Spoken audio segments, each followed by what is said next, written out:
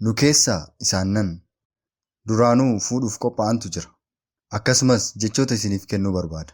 Kan Rabbiin kenname subhaanahu wa ta'aalaa rasuula Rabbiitiin sallallahu alaihi wasallam kan irra deebi'ame.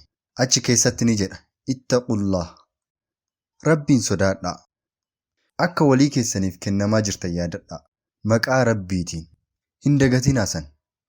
Waan Rabbiin dallansiisu hin godhinaa.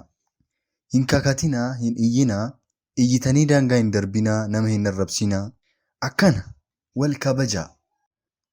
Isaan kunniin jechoota gorsaati. Rabbumarraa uumaa isa nu uume. Nabiyyiin Muhammad nagaa fi rahmanni Rabbii isaan irraa haa jiraatu. Ofii isaanii uumamni guddaan sun nabiyyoota Rabbii keessaa kan sadarkaa olaanaa Rabbiin sodaadhaa jedhan.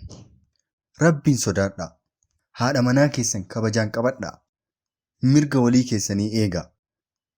Kanaafuu inshaallah jalqabni gamtaa bareedaa kanaa yeroo hundaa achi keessatti kan Rabbiin gammachiisu ta'uu qaba. Achi booda nu keessaa misirrittii fi misirrichaan cinatti maatiiwwantu jira. Kan gara misirroo, kan gara misirrichaa. Obsa baay'ee qabaachuu qabaattan. Asii fi achittis walii akka galan gochuu qabda. Sababni isaa maatiiwwan garagaraa lamaan haala kamiinuu dhugumatti yoo kan baay'ee walitti dhiyaattan ta'e wal fuudhiinsi isiniif hin hayyamamu. Sababni isaa inni maharam yookiin maatii isin godha.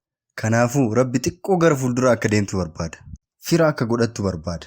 Akka ati fira kee kunuunsitu kabaja san guuttu barbaada.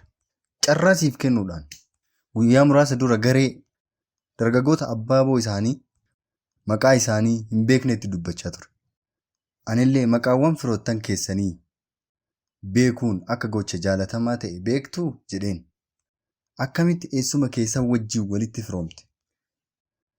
Isaanillee tole sayyuun tiyya haati manaa obboleewwan isiin dhugumatti intala akkasii fi akkasii eessumaati.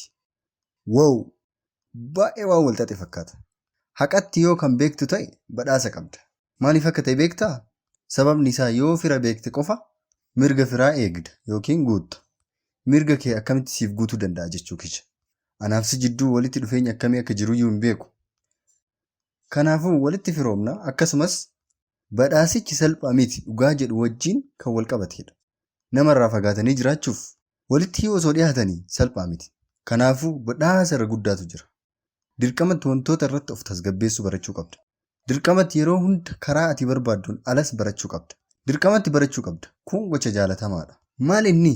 Kun waan akka dirqamaa yookiin haraamaa miti. Kun waan biraati. Eessatti akka nyaattu, maal akka nyaattu, yeroo kam kanaaf kan kana fakkaatan asiif achitti jijjiiruu qabaachuu dandeessa. Waan ulfaatuu miti.